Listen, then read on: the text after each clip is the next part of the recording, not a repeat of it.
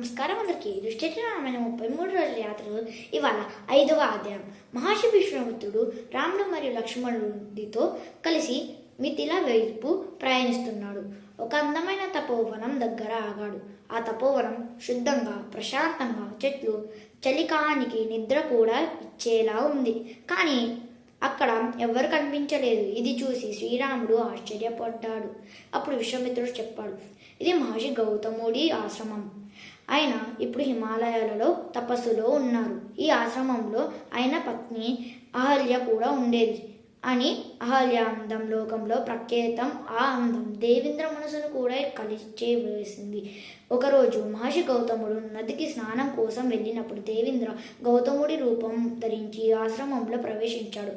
అహల్య వాస్తవం తెలుసుకున్న కూడా ఒక క్షణానికి దుర్బలతలో దేవేంద్రుడికి లోబడిపోయింది. వెంటనే తన తప్పుని అర్థం చేసుకొని దేవేంద్రుడిని బయటకి పంపేసింది. కానీ దేవేంద్ర బయటికి వెళ్తూ మహర్షి గౌతముడిని ఎదుర్కొన్నాడు. గౌతముడు అంతా తెలుసుకొని కోపంతో దేవేంద్రుడిని శపించాడు. దేవేంద్ర తన పురుషత్వం కోల్పోయాడు. అహల్యాన్ని కూడా శపించి ఈ ఆశ్రమంలో చాలా కాలం కనిపించకుండా ఉండాలి.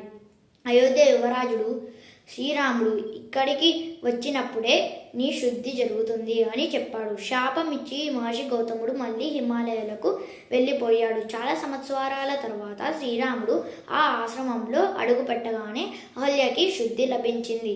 ఆమె తన అందం మరియు గుణాలను మళ్ళీ పొందింది. ఆ సమయంలోనే మహర్షి గౌతముడు తిరిగి వచ్చాడు.